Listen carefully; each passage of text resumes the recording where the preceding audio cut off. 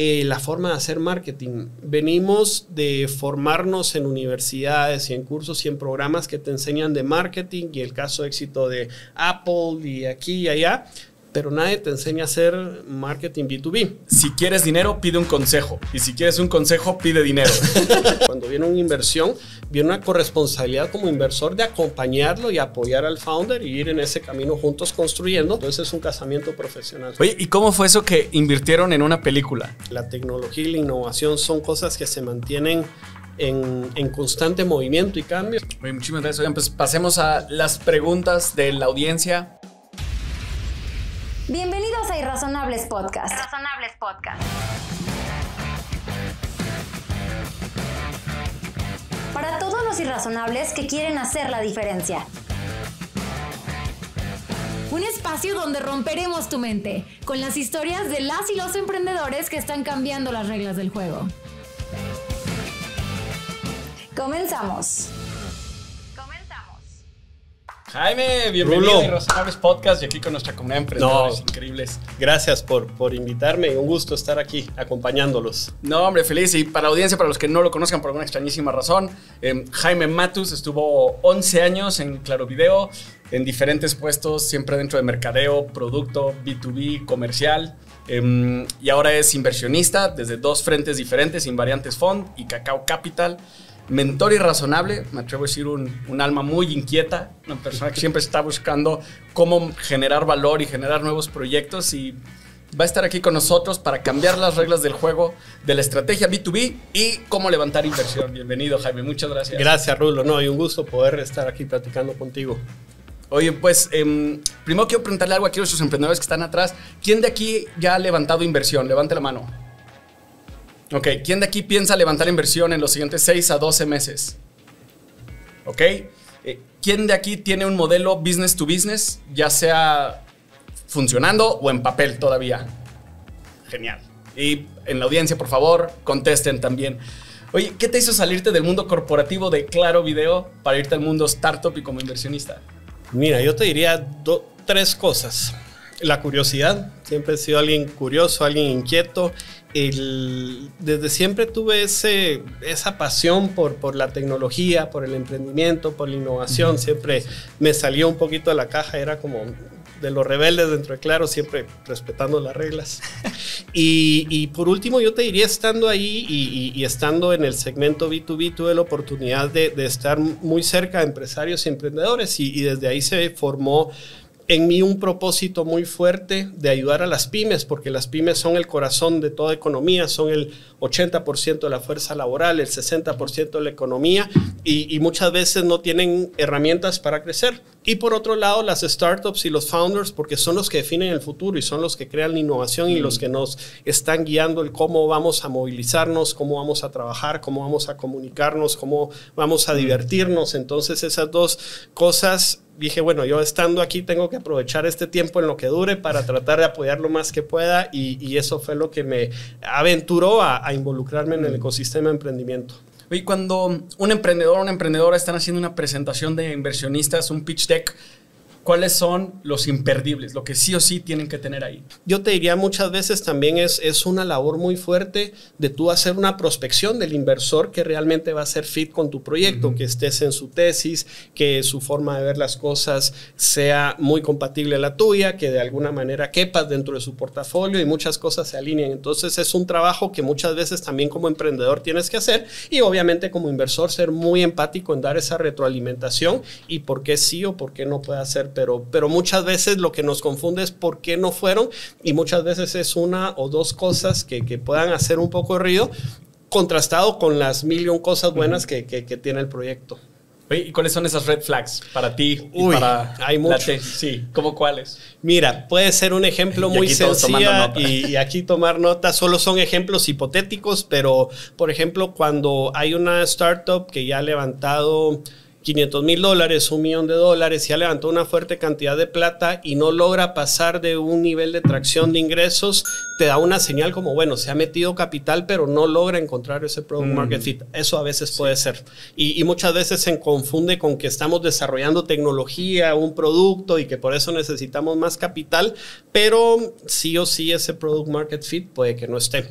Por ejemplo, otros casos que nos ha pasado donde hay equity muerto, eran 3 co-founders y uno de los founders se fue por X o Y razón, y por alguna razón no hicieron vesting. Entonces hay 30% de equity muerto en esa empresa y donde dices, bueno, pero ya no está operando, ya no está aportando valor. Y sigue teniendo esa cantidad de equity. Se llevó el 30%. Entonces nos ha pasado. Y como así hay muchas, yo te diría que muchas veces a veces no son red flags, son yellow flags, que tú dices, bueno, viene cierto tipo de modelo de negocio que tiene inclinación o es propenso a que en algún momento requiera venture debt, por ejemplo. Entonces dices, bueno, es un riesgo adicional que a lo mejor para mí como VC en lo que yo me enfoco y en mi tesis no haga sentido. Y como te digo, son perspectivas, no es que exista un libro de mandamientos donde estos son los do's y don'ts, sino que realmente depende mucho de la tesis y de la perspectiva del inversor que buscas. Pero esos son a veces algunas señales que dices, bueno, tal vez no me meto. Por ejemplo, otra muy común que pasa es una startup que generalmente debe ser un emprendimiento de base tecnológica y solo viene un founder. Entonces ese founder o es técnico o es comercial y visionario, pero no las dos. Entonces dices, bueno, ¿y qué pasa si se lo come un tiburón? El riesgo de que esa startup siga es duro, ¿verdad? Entonces son cosas que vas entendiendo en el camino, en la experiencia, de experiencias de otros, y son temas que también tú vas retroalimentando al ecosistema para que se vayan fortaleciendo, porque nosotros vivimos, y es algo súper interesante, que el ecosistema es una de las pocas industrias que colabora, porque lo que realmente luchas tú es contra minimizar el riesgo y contra crear valor. Todas las startups y los founders que hoy nos acompañan están creando nuevas industrias, nuevos mercados, están creando valor, y cómo funciona esto es que mientras más vayamos y de alguna manera vayamos juntos y bajemos el riesgo, mejores cosas y mejores retornos vienen para todos. Oye, y de esos do's, ¿cuáles son los consejos que tú le darías o los pasos que darías a un emprendedor o una emprendedora que está buscando levantar capital?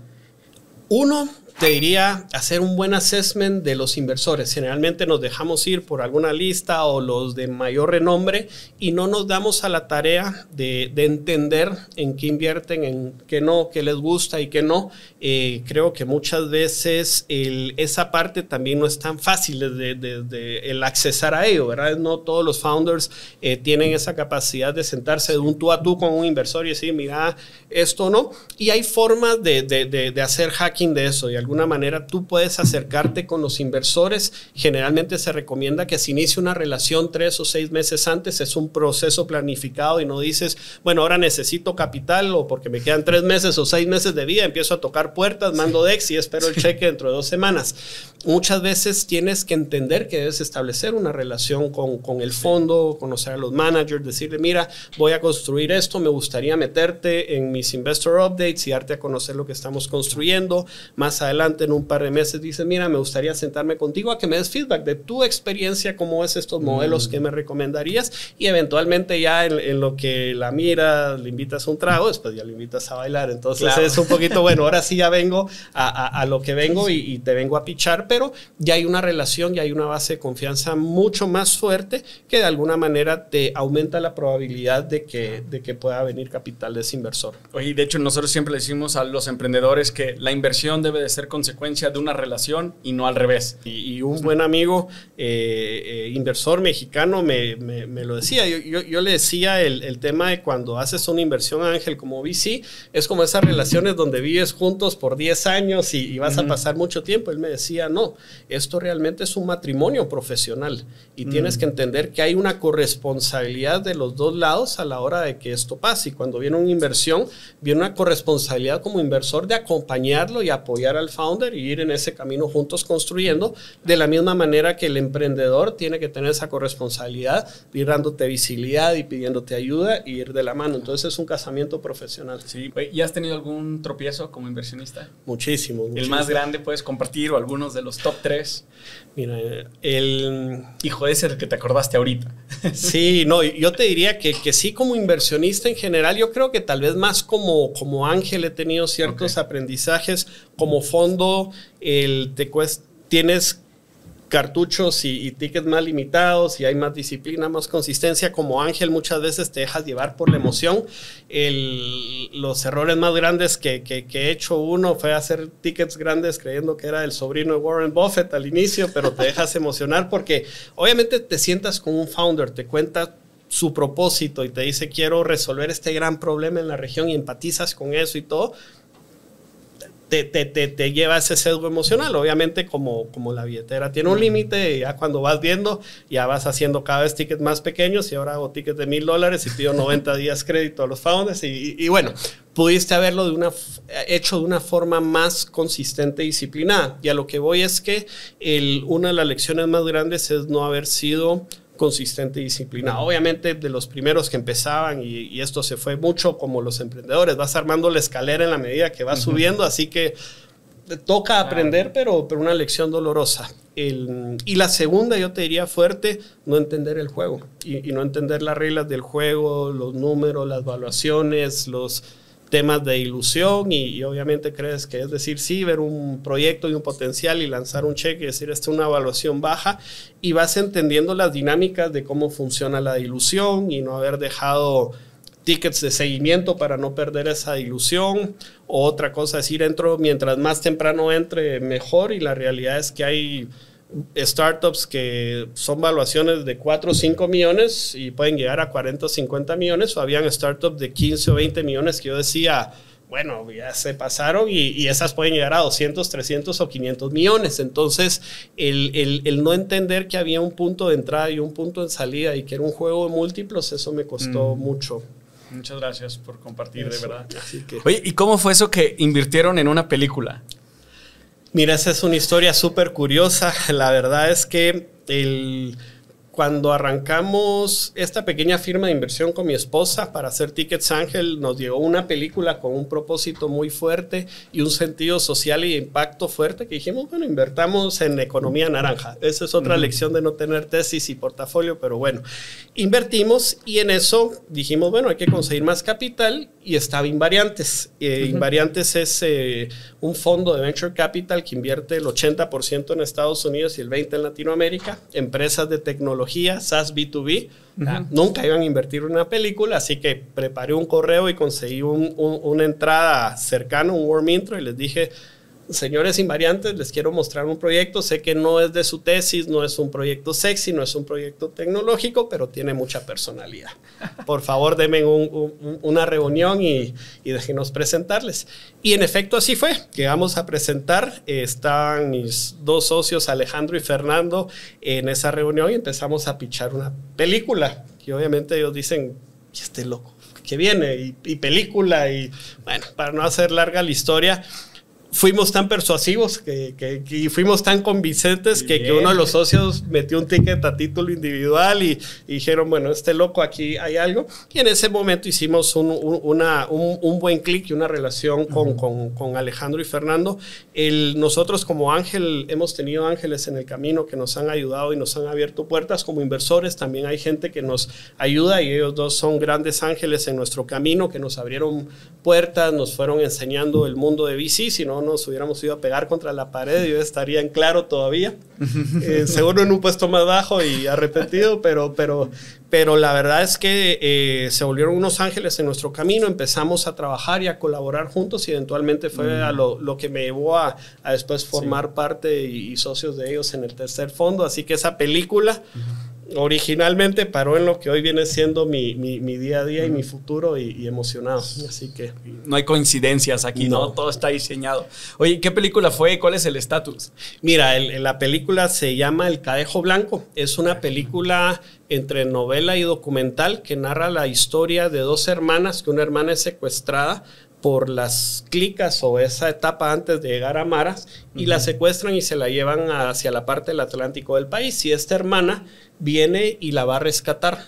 Va a buscar a su hermana, pero es acompañada del cadejo blanco, que en la mitología latinoamericana un cadejo negro y un cadejo blanco son como el espíritu bueno y el espíritu malo, como los nahuales. Sí, entonces, de alguna manera, la película va sucediendo de esa forma hasta que logra encontrar a su hermana.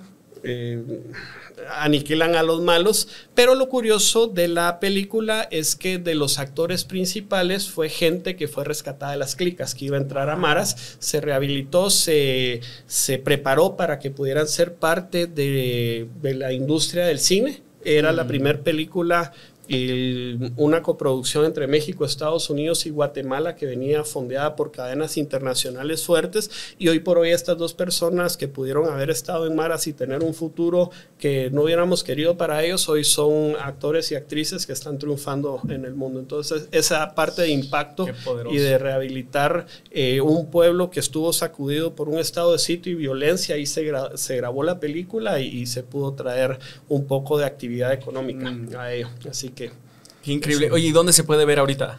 Mira, se puede ver en plataformas como Amazon, Claro Video, El Cadejo Blanco, les voy a compartir y encantado de que me ayuden a compartirlo porque es algo súper interesante y de calidad cinematográfica mundial. No, hombre, totalmente. Oye, y entretenimiento con gran impacto social a nivel económico incluso, ¿no? Así es. Oye, y tus inversiones tienes, ya hablamos ahorita de Invariantes Fund, el Fondo Invariantes, Cacao Capital, ¿qué es? Mira, Cacao Capital fue una de las travesuras más grandes que hemos hecho. Y estando en Claro, empezamos con esa inquietud de apoyar el ecosistema de emprendimiento. Hicimos con una buena amiga, ella co-creó un evento que se llama Volcano Summit y lo empujamos juntos desde Claro. Y ese Volcano Summit se volvió como el evento de emprendimiento en la región. Yo había tenido oportunidad de ir varias veces a Silicon Valley, a Israel, y dijimos hay que traer un evento con una experiencia diferente. Y estando en ese evento se acerca uno de los primeros emprendimientos que en Guatemala estaba levantando capital y me dijo, mira, estoy levantando capital. Y ahí se prendió el foco con, pues resulta que yo estoy invirtiendo. Y empezamos y se da la conversación, un clic increíble y me manda el safe y yo, ¿y esto qué es? Entonces a buscar a Google que era un safe y empiezo a meterme y eventualmente hago el primer ticket sin saber a qué me metía. Y ahí fue cuando nos dimos cuenta que en la región no existía inversión ángel, no había una dinámica estructurada y sofisticada de hacer inversión ángel. Yo me involucraba mucho con emprendedores porque llegaban a Claro a tratar de ver cómo podían trabajar o darles feedback y me fui metiendo así. Y cuando hicimos ese ticket dijimos, bueno, ¿qué pasa si creamos una firma institucional, algo que pudiera tener un poquito más de impacto más que mi nombre y hacemos inversión ángel en Centroamérica?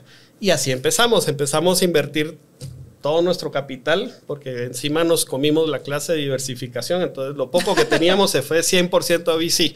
Y con ese primer ticket empezamos a invertir en Centroamérica.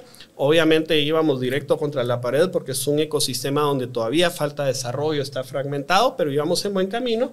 Pero el equipo Invariantes nos dijo, bueno, vayan a ver a otras latitudes, otros ecosistemas más desarrollados, traigan más inversores, mejores prácticas, y así fue como paramos invirtiendo de Estados Unidos a Brasil. Me hiciste acordarme ahorita que una vez uno de nuestros primeros fundadores, hace 10 años, me dijo, mira, el secreto de levantar capital, ya sea fondo filantrópico, inversiones, si quieres dinero, pide un consejo, y si quieres un consejo, pide dinero. Y yo, no, ¿cuánta razón tienes? O sea, pides consejos y te cae dinero, pero pides dinero y te caen consejos, ¿no? Exactamente, muy cierto. Oye, ¿y por qué Cacao Capital? ¿Por qué el nombre Cacao?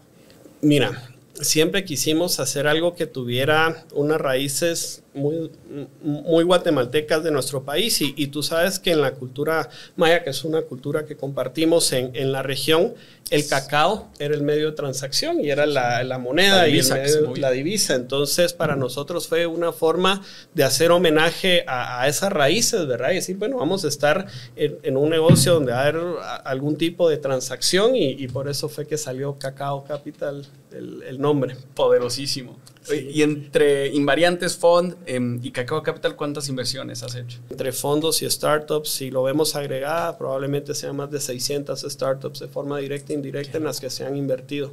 Así Oye, que... ¿Qué forma de potenciar el ecosistema? Sí, y de aprender, no te imaginas, esto es lo que me emociona, aprender de founders espectaculares, de empresas que están haciendo cosas increíbles en todo el mundo, entonces sí. ¿Cómo ves el ecosistema de emprendimiento en Centroamérica, en Colombia, en la región? Mira, desde México hasta Argentina, Brasil, veo con mucha admiración y con mucha alegría el ecosistema, porque hay una oportunidad muy fuerte, y de los últimos 5 años para acá, creo que tú lo has visto, que tienes muchos años en el ecosistema, ha habido una madurez y una sofisticación tan grande que ya esas oportunidades latentes de resolver problemas grandes, ya están los mecanismos y la tecnología y el talento, y empieza a venir ese capital para hacer que eso sea posible. Latinoamérica es una región donde hay una alta penetración de servicios de tecnología, de internet, pero hay una baja adopción de servicios financieros, de salud. Entonces hay variables muy interesantes que juegan a favor. Por ejemplo, si tú te das cuenta, poder expandirte en Europa, hay distintas barreras, no solo regulatorias, de impuestos, de mercado, sino de idiomas. Pasa lo mismo en África y en Asia, pero Latinoamérica, pues sí, decimos güey, vos y mae y paisa, pero todos hablamos español. Entonces tenemos una ventaja de mercado muy fuerte, que nuestra capacidad de expandir tiene menos barreras que otras áreas geográficas. Entonces eso me entusiasma mucho. Obviamente hay mucho por hacer, porque el crash del mercado y muchas cosas son retos que los emprendedores tienen para levantar capital. No está fácil, pero sí vemos mucho talento, mucha buen emprendimiento con bases, con sustento, que están creciendo y emocionados de los próximos 10 años, lo que venga. Lo comparto. La verdad es muy emocionante ahorita. Nosotros siempre decimos, oye, llevamos una década, nos faltan 5. Sí, y hace 10 años no nos imaginamos que íbamos a estar en un punto como en el que estamos ahorita, y no podemos ni imaginarnos cómo vamos a estar en 10, ¿no? Totalmente, va a ser algo increíble. Creo que la tecnología y la innovación son cosas que se mantienen en constante movimiento y cambio, y lo hemos visto. Hace un año no nos imaginábamos el cambio que iba a ser la inteligencia artificial así de abrupto, y la nueva oportunidad o la oportunidad que se abre a hacer cosas nuevas es impresionante. Sí. Entonces, no imagino que vendrá en 2 o 3 años. Ya sé, todo el mundo estamos con la misma expectativa. ¿Cuáles son los sectores ahorita que tú has visto como inversionista que son mucho más atractivos para levantar capital? Mira, hablemos de latitudes, porque yo creo que nos dejamos guiar mucho por lo que vemos en mercados más desarrollados como Estados Unidos, donde hay tecnologías mucho más de base científica, como digamos, el sector aeroespacial o el sector de energías, de creación de energías o de biotecnología, que obviamente esos sectores son súper atractivos y tienen capacidad de escalar muy fuerte. Hay mucha inyección de capital, tanto el sector público como privado. En Latinoamérica creo que hay mucha oportunidad en sectores que atienden problemas grandes, urgentes y recurrentes de la población. Esto es algo que Y Combinator hace mucho énfasis cuando invierten, ¿verdad? Buscar ese tipo de problemas, temas de salud, de PropTech, de FinTech. Esos sectores creo que son sectores donde hay mucho dinamismo, mucha inyección de capital. Por otro lado, también vemos sectores en Latinoamérica de mucho potencial, pero que van con una cadencia un poquito más lenta. A mí personalmente me gusta mucho el sector del agro, AgTech, donde Latinoamérica tiene una base muy fuerte de eso. Pero hemos visto que esos sectores a veces el tema de capital cuesta un poquito más levantar, o HR Tech, que también vemos que hay un boom muy fuerte por demanda de desarrolladores, pero que también van un poquito más que ciertos sectores. Entonces yo diría, esto pasa en todos los mercados. En Estados Unidos igual ves distintas valuaciones y montos que levantan los distintos sectores, y bueno, tú escogiste un sector, algo que te gusta, algo que te apasiona, tienes que entender que vas en cierta cadencia y a cierto ritmo, y hacer tu mejor esfuerzo por llevar ese camino. ¿Cuáles son algunos de los consejos que tú le puedes dar a los emprendedores y a las emprendedoras allá afuera respecto a las ventas business to business? Una, tienes que entender que son 2 biorritmos distintos, y que obviamente, y esto lo vemos en la universidad, la toma de decisión va variando empresa por empresa, y tú puedes tener 2 empresas aseguradoras en Colombia o en México. Una es una empresa multinacional y otra es una empresa familiar, pero pueden que tengan el mismo tamaño, mismo volumen de facturación, pero la toma de decisión en una puede que tarde 3 meses y en otra puede que tarde 1 año. Puede pasar. Entonces, En el segmento B2B, no importa si es enterprise o si es mediano o si son pymes, hay mucha asimetría de la información y hay otras variables que influyen a la hora de hacer tu plan de go-to-market. Entonces, cómo se toman las decisiones no es lo mismo en dos empresas que puedan tener el mismo giro y el mismo tamaño, porque una puede que sean una pyme, que sean dos socios, tú y un amigo, y otra que sea una familia. Y por muy parecidas que tengan en perfil demográfico y de tamaño y de giro, van a ser distintas. Por otro lado, la forma de hacer marketing. Venimos de formarnos en universidades y en cursos y en programas que te enseñan de marketing y el caso de éxito de Apple y aquí y allá, pero nadie te enseña a hacer marketing B2B. Tú ves universidades como Northwestern o Harvard, hay muy pocos white papers y documentación que te habla del marketing B2B. Entonces, el marketing B2B, nadie te enseña cómo hacerlo y lo vas aprendiendo empíricamente, y cuando resulta y sales al mundo real y a la calle, el 60% anda metido en B2B y no sabe cómo hacer marketing. Entonces, entender cómo se hace el marketing B2B es otro de los consejos. Tercero, cuando te vas a acercar con una empresa, muchas veces tienes que entender qué te pide esa empresa para trabajar, y el hecho de volverte un proveedor de una empresa grande, a veces días y te pide, mira, tienes que ser 3 años, tener 3 años de vida y 3 años de estados de resultados y me los mandas, y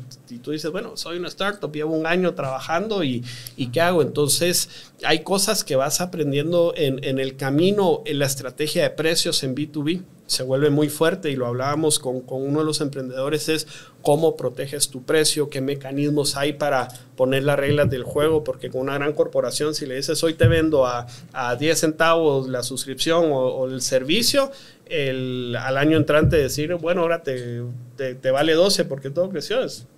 No, aquí dijimos 10 y así se queda el resto de la vida, y entonces esas dinámicas las vas entendiendo, y en la medida que tú te prepares como emprendedor para entender las diferencias y las magnitudes y las variables que juegan en el tema B2B, te va a ir mejor. Oye, y agregaría una de las variables, que es que te tienes que volver fintech, les financiamos, total, ¿no? Los total. servicios, oye, pagan a 60 días en teoría o en papel, si y te te acaban va pagando bien. en 90, 120. Exactamente, y no importa si eres pyme, en Guatemala pasa Y aquí igual. muchas startups o han quebrado tratando de trabajar con un cliente grande, o paran teniendo un costo de capital alto porque hacen factoring o leasing o ciertos mecanismos que dices, bueno, pero yo entré con la idea de atender un cliente grande y sacarla del estadio, y puede que puedas quebrar. Y se ve muy grande el número y no te das cuenta, ¿no? O que te piden una estructura de soporte muy fuerte y dedicada que tú no imaginabas, y dices, bueno, ¿y de dónde la saco? Ese tipo de cosas son las que, de las sorpresas que te trae el trabajar en el segmento B2B.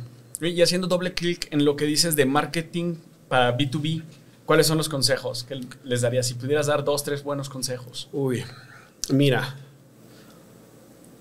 Uno, entender que no todos son redes sociales, sino que hay que tener una centricidad mucho más fuerte con tu cliente. Y segundo, entender que cuando tú le haces marketing, no le haces marketing a la empresa, le haces marketing a las distintas personas que dentro de la empresa toman la decisión. Y te pongo un ejemplo muy sencillo. Vengo y yo quiero vender un software para la gestión de la productividad dentro de Irrazonables. Y obviamente tú como director dices, bueno, a mí me interesa porque desde mi óptica como director yo tomaría la decisión porque me va a tener un equipo más contento y más unido. Pero le hablamos al director de IT de Irrazonables y él te va a decir, bueno, a mí me interesa esta herramienta porque va a ser compatible con todas las demás herramientas que tengo metidas. Entonces, para él, el stack de beneficios es la compatibilidad. Para ti, la productividad del equipo. Pero después nos dices, miren, pero tienen que hablar con nuestro director financiero para ver si entra dentro de su presupuesto, y al director financiero le va a parecer magnífico si la gente está contenta o si es compatible con los sistemas. Él va a decir, bueno, yo quiero un modelo de suscripción que pueda pagar mes a mes y no quiero pagar upfront, y que encima sea más económico que la alternativa que hoy tenemos. Y por último te vas a ir con el VP de recursos humanos de Irrazonables y va a decir, bueno, yo creo que esto me sirva para que los equipos estén trabajando de esta forma. Y entonces cuando entiendes yo no podría hacer una campaña de marketing así en redes sociales. ¿A quién se la manda? Son perfiles diferentes. Entonces, entiendes que tienes que hacer un marketing mucho más relacional, más orientado a la cuenta, ¿verdad? Donde vas entendiendo ese stack de beneficios que le tienes que hablar a cada uno de los stakeholders dentro de esta negociación y entre todos ellos entender quién es el que realmente toma la decisión o influir para que se dé ese mecanismo de que eventualmente se dé la transacción, ¿verdad? Ya convencí al de IT, ya convencí al financiero de que va a ahorrar, ya convencí a los recursos humanos que funcione, decirte, bueno, creo que tenemos algo que te puede resolver ese problema, Rulo, y vamos adelante. Ese es un poquito como pasa en la mayoría de casos, no todos, porque obviamente cuando vas a una pyme, vas entendiendo también que la decisión es mucho más simple, entonces o la toma el emprendedor, o la toma el grupo familiar, o los dos socios, y se va simplificando, pero en la medida que vas creciendo, puede volverse más larga y compleja, y por eso es que muchas veces vender a clientes grandes corporativos te puede tomar de 3 meses a 18 meses, o a clientes más pequeños, pues de 1 a 2 sentadas a 1, 2, 3 meses, varía mucho. Oye, muchísimas gracias. Oigan, pues pasemos a las preguntas de la audiencia. ¿Por dónde quieren empezar? ¿Quién tiene alguna pregunta? Adelante. Primero, muchas gracias pues por la conversación. Creo que agrega mucho valor pues ver este formato, porque cuando uno es emprendedor, lo mejor que puede hacer es entender que el VC juega igual que uno, ¿cierto? Levanta capital, está entregando un retorno a un cliente y que hay veces pues uno, cuando empieza y es un poco, digámoslo, rookie en esto, cree que el VC es el de la plata, ¿cierto? Pero el VC tiene un montón de limited partners detrás, entonces entender que es un aliado que convence a esos limited partners de invertir en un sector de un poco más riesgo, que genera la diversificación y genera el vehículo, es muy importante cuando uno está hablando con VCs. Precisamente un poco es como he escuchado los red flags o he escuchado como los don'ts, pero hay veces es más importante entender los do's, ¿cierto? Y cuáles son esos puntos de decisión que te han llevado en tus diferentes inversiones, sea en Cacao las 200 o sea en el otro VC, las otras que has hecho, pero cuáles son esos puntos que te dicen, sí lo voy a hacer, ¿cierto? Tomo la decisión, pasas el due diligence, pasas el cheque, y cuáles son esos puntos de quiebre, digámoslo, dentro de las oportunidades que ya has invertido. Me encanta esa pregunta, porque uno es siempre en un proceso de due diligence, van a haber ciertos red flags donde no tiene que sonar tan mal o tan drástico, y muchas veces está lo que decías tú, Camilo, esa inclinación de decir el por qué sí tomamos la decisión y se jala el gatillo. Yo te diría en etapas tempranas el 80%, 70%, cada quien va variando en el equipo, y en la visión y en la resiliencia, esa fuerza del equipo, que no hay una forma de describirlo, porque es mucho también de ese clic y de esa interacción, y la mayoría de emprendimientos en etapas tempranas va a pivotear. El modelo de negocio se va a adaptar, el producto va a ir formando, y yo te diría que ese clic con el equipo y creer que ese equipo va a ser capaz de sobrellevar los obstáculos y los retos que te pone el camino del emprendimiento en las distintas etapas, y que tenga esa capacidad de irse adaptando a las distintas etapas del emprendimiento, porque al inicio necesitas founders muy resilientes y que sean todo contra nada. Después, en lo que van creciendo, necesitas founders que sean estratégicos y que puedan llevar ese crecimiento de una forma balanceada, y después necesitas founders que sean un poquito más con ese enfoque corporativo y que vayan creciendo con el emprendimiento y que sean más estratégicos, más de armar equipo y todo.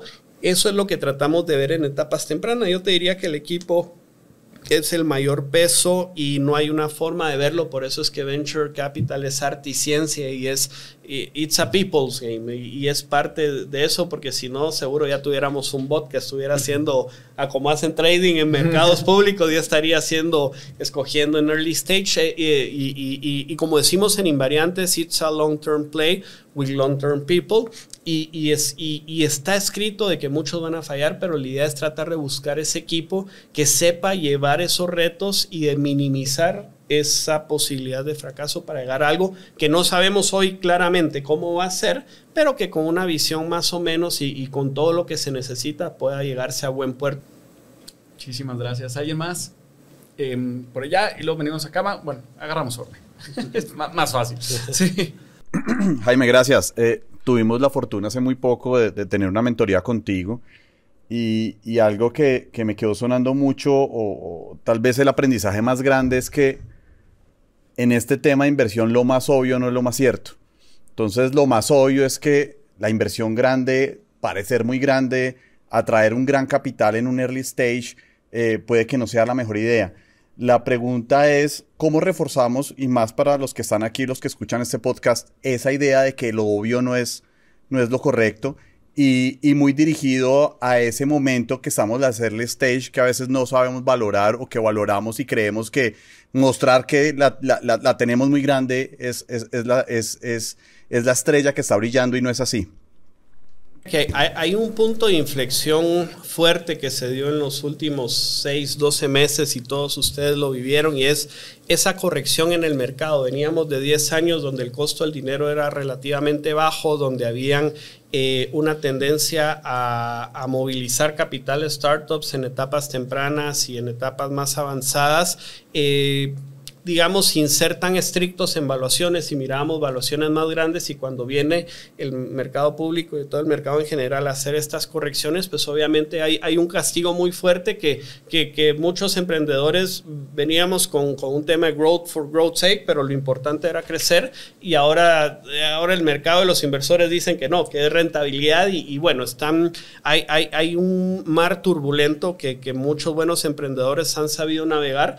Y yo te diría, en esta cosecha que viene de los emprendimientos que nacen del 22, del 23 y el 24, van a ser emprendimientos espectaculares, porque va a venir lo mejor de dos mundos, una dinámica y un marco para llevar, crecer y escalar startups de la mano con una sensibilidad muy fuerte a ser rentables y sostenibles. Y aquí viene un ejercicio que estábamos haciendo, y tú dices, tenemos 3 startups, HealthTech, que cada una de esas, ceteris paribus, 3 buenos equipos de founders, 3 mercados súper grandes, 3 productos espectaculares y 3 canales de ventas que están en las mismas condiciones. Pero hay una que va a levantar $400,000 a 4 millones, es decir, se va a diluir 10%. Hay una que va a levantar $500,000 a 5 millones y se va a diluir ese mismo 10%. Y hay otra que va a levantar $600,000 a 6 millones y se va a diluir el mismo 10%. Entonces, y todas estas startups, la premisa es que van a llegar de un punto A, decirte $100,000 de facturación, a $1 millón de facturación. Cuando veníamos en ese crecimiento acelerado, obviamente celebrábamos mucho las startups que levantaban un gran capital y que quemaban mucho y que iban creciendo, y obviamente la corrección del mercado y esto ha traído muchas consecuencias fuertes para startups que levantaron rondas de 5, 10, 20 millones y no pudieron hacer ese giro, porque eres un barco tan grande que cruzar te toma tiempo. Y obviamente ya no te da tiempo para sobrevivir y te hundes. Y algunos que venían en kayaks, entonces aunque te caes de la cascada y das vueltas y digamos logras salir adelante. Entonces mucho de eso también es entender ese juego de múltiplos. Si tú vienes y le dices a un inversor en cuál de estas 3 invertiría, el inversor claramente, si todas las premisas que hablamos y las variables que hablamos se mantienen, va a invertir en la que es más atractiva. ¿Por qué? Porque va a ser más eficiente, porque con menor cantidad de capital va a lograr llegar del punto A al punto B, que la otra la va a hacer con 500,000, ya está con 600,000, y la otra lo hizo con 400,000.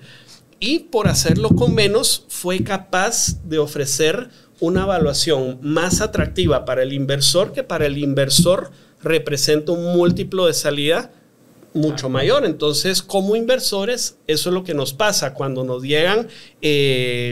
Puedes que tú tengas una HealthTech y dices, mira, yo estoy súper competitivo y atractivo. Hay otras HealthTech que están levantando a 15 millones, yo estoy a 10. Pero te puedo decir, mira, sí, pero tengo unas FinTech y una AgTech que están levantando a 6 y que tienen eso, más tracción. Y para mí como inversor se vuelve más atractiva esa oportunidad, independiente que tú seas competitivo en tu categoría. Y yo como inversor, como decía Camilo, yo tengo una responsabilidad fiduciaria detrás y voy a invertir por la startup que mayor retorno me pueda traer. Entonces, cuando ya entiendes eso desde founder, ya dices, bueno, a lo mejor me vuelvo un poco más eficiente en vez de levantar 600, porque dicen muchos, voy a levantar 1 millón, 1,500,000, que no necesariamente es bueno. Ya el inversor busca quién va a llegar de una forma más eficiente y rentable del punto A al punto B. Buenas noches, Raúl, gracias por la oportunidad que tenemos todos los que estamos aquí, la gente que está viendo el podcast. Primero contigo agradecerte, y como comentario, bien, alguien nos dijo ayer que vienen aquí quienes pagaron, o sea, no pagamos por estar aquí. La experiencia enorme, ya hemos estado como con 5 mentores. Entonces, Jaime, para romper un poquito el hielo con el esquema de la ¿cómo se llama? De que invertiste en una película, ¿tú sí creías en el Cadejo Blanco? O sea, como es mitología latina. Mira, te voy a ser sincero porque es una inversión salida de la caja. Estábamos empezando. Sí, cuando hice el análisis de la película, no sé nada de cine, pero usé mi framework de startup y dije, bueno, hay un equipo increíble, un director reconocido, hay un esquema de canales de distribución muy fuerte y había funding en esa ronda, es decir, íbamos a poner... Y hice un assessment un poco de startup sin que lo fuera, pero los fundamentales para decir que esa película iba a poder tener una probabilidad de éxito alta fueron los que nos llevaron a tomar la decisión. Nunca vi la trama ni eso, ni soy tan cinófilo, pero... Nosotros, eso se escucha mucho, aquí creo que es Chupacabras, en México, pero en Centroamérica, yo no sabía que en Guatemala lo escuchaban. A mí me pasó, a mí me salió... Cadejo Blanco una vez. Yo venía en un carro con mis primos, veníamos a medianoche de Tegucigalpa a San Pedro Sula, en la Cuesta de la Virgen. Andrea venía con la mamá y mis otras niñas y su familia en el otro carro atrás de nosotros, y en medio de la noche, así en medio de la nada, que no había o sea, los perros no andan en la noche, pero ese es un perro del tamaño de un león, o sea, y a mí me salió así, yo tengo un primo que venía con un PlayStation portable a la par jugando, mira, le sacó un susto ese animal, pero era el Cadejo Blanco, o sea, me sacó un susto horrible, hermano, o sea, yo frené, volteé a ver, y no te rías, Camilo, porque es cierto, entonces... más adelante. No, porque Andrea se está riendo también. Yo sí la veo desde Andrea tenía poquitos años. Fue en el 2007. Andrea tenía 11 años. No sé si se acuerda. Entonces venía dormida. Mira, salió ese... ¿Sabes que hay un negro, hay un Cadejo Blanco y hay un Cadejo Negro? Cuando son buenas personas, dicen, el Cadejo Blanco sale y te avisa. El susto que te saca te pone alerta. Más adelante nos salió el Cadejo Negro. Si te sale el Cadejo Negro de un solo, te fue mal. Entonces, y te lo digo porque pero te gustaba la película, más allá de que creyera como proyecto, era si creía en la mitología esa. O sea, a mí me pasó y por eso la quería compartir, porque tú lo mencionaste, el título de la película. ¡Ey! A mí me salió el perro. Entonces, pero no era un perro, era un animal grande que como un león. Entonces sí te lo quería compartir. No, gracias por compartirlo y no se valida que es parte de la cultura. Jaime, Rulo, gracias por compartir, muy gratificante.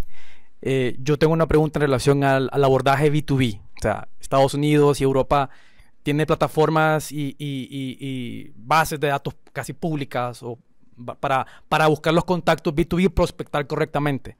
En América Latina quizás unas cuantas funcionen, no estamos en el nivel que está Estados Unidos. Entonces, ¿qué estrategias consideras más adecuadas para la realidad de México, Centroamérica, Colombia, de prospectar B2B?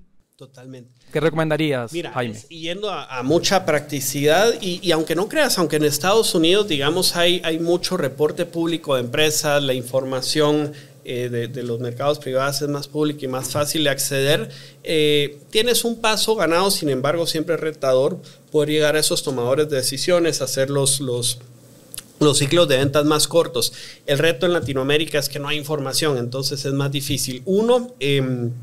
LinkedIn se ha vuelto una herramienta muy buena, muy efectiva para mapear la empresa y saber quiénes son los tomadores de decisión, hacer ese stack de beneficios y entender quiénes están involucrados en la toma de decisión, perder el miedo en esas reuniones, preguntar a los corporativos cómo toman la decisión, quiénes son los involucrados en esto, para tratar de... Lo que tienes que buscar es cómo hacer el periodo de venta mucho más corto y mucha pregunta dentro de esas reuniones. A veces nos da miedo hacerla y es una buena dinámica. Segundo, utilizar LinkedIn de manera profesional y estratégica es algo que te ayuda sin duda a hacerlo.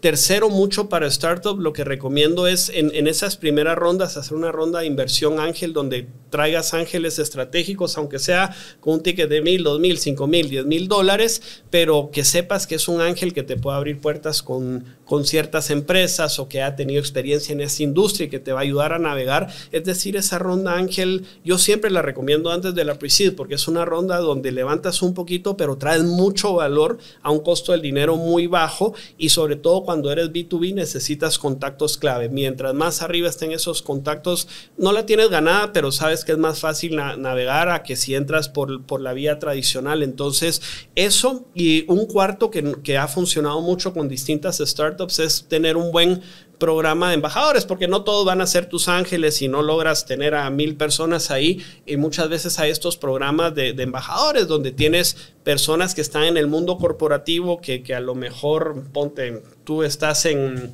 Banamex, no necesariamente para entrar en Banamex porque puede haber conflicto, pero tienes amigos o colegas muy cercanos en la industria financiera, entonces te puede volver, Rulo, un brand ambassador para ti que te dice, oye, ¿sabes qué? Te puedo poner en contacto con mis colegas en Carso o en el otro banco y de alguna manera ya tienes una entrada cercana. Entonces, utilizar esas dinámicas de red de contactos creo que puede ser una buena forma de acortar el camino. Yo te diría eso en mi opinión.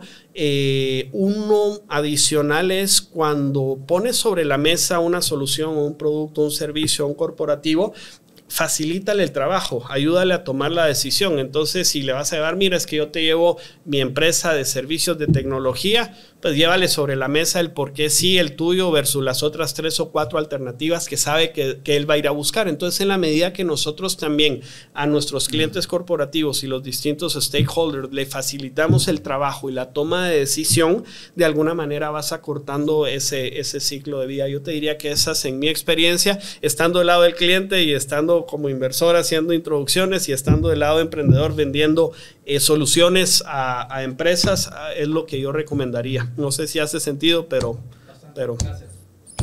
buenísimo. Creo que todavía hay una más de Camilo, o alguien más había levantado la mano. No sé. Bueno, me llevo la última pregunta entonces. Venga. Hay dos puntos que estabas diciendo, varias rondas, ¿no? ¿Acuerdas de que alguien me dijo ayer muy sabiamente, solo hemos hecho la ronda Ángel? Entonces vamos apenas para la pre-seed, pero sí, pues hemos recibido 300 nos, 500 nos, eso es un pipeline comercial y uno lo tiene que tratar como tal, tiene una tasa de conversión bajita, va a tener que hablar con mucho cliente, entender su propuesta de valor para un inversionista potencial y bueno, pues al final uno aprende de eso. Y otra cosa que decías que me pareció muy interesante, porque también un mentor, pues Simón Borrero, que fue un mentor de un programa pasado, nos dijo, si ustedes no están lo suficientemente locos para creerse este cuento, nadie se lo va a creer, porque su probabilidad de éxito es nula. Usted tiene que estar loco para estar haciendo lo que está haciendo porque no tiene sentido. Usted tiene que estar loco y convencer a otros locos de que se le una al cuento, desde el reclutamiento, desde los inversionistas y demás. Con eso quería hacer como la intro a la pregunta. Yo creo que en Latinoamérica hoy tenemos una posibilidad de unificar los ecosistemas porque el resto no podemos competir a nivel, sobre todo desde el levantamiento de capital como Estados Unidos o Europa, y creo que hay un reto no solo pues de comunicación, de intros entre ecosistemas, pero también un reto cultural, ¿cierto? Porque pues la cultura en Centroamérica, en México, a la de Colombia, Venezuela, a la de Chile, Argentina y Brasil, pues son culturas muy diferentes, pero si no unimos los ecosistemas no podemos competir a nivel global. ¿Cómo has experimentado tú como inversionista, que me imagino de las 200 hay varias de otros países? ¿Cómo has superado esos retos culturales y cómo es tú la forma de conectar esos ecosistemas? Hay un tema que se ha venido dando en los últimos años y es la formación de estas asociaciones de Venture Capital que ya te unen a los distintos stakeholders institucionales, fondos y startups. Colcap en Colombia, recientemente acabamos de crear Capca en Centroamérica y después de 2 o 3 años pasó como todo emprendimiento, se está dando entonces uno apoyarte de estos puntos de concentración. Es una buena forma porque es una forma amigable de ir entrando a esos ecosistemas y no ir de cero a picar piedra tú, ir uno por uno, ¿verdad? Entonces empiezan a haber mecanismos que te ayudan. Sin embargo, yo te diría, Parece y te pudiera decir todas las razones porque sí, pero todavía no estamos listos, nos falta y hay muchas más dinámicas de colaboración donde todavía los VCs debemos de entrar de forma más en conjunto y colaborativa para ir empujando emprendimientos, todavía como que cada VC va en su mundo y creo que estamos a 2 o 3 años de que esas dinámicas vayan fluyendo de una forma más efectiva, pero una forma es acercarte a estas asociaciones que ya de alguna manera están orquestando esa comunicación con las distintas entidades y a estas se están empezando a acercar también los clientes o los potenciales entradas a clientes. Si eres un segmento B2B, asociaciones que atienden ese segmento particular, entonces es una buena forma.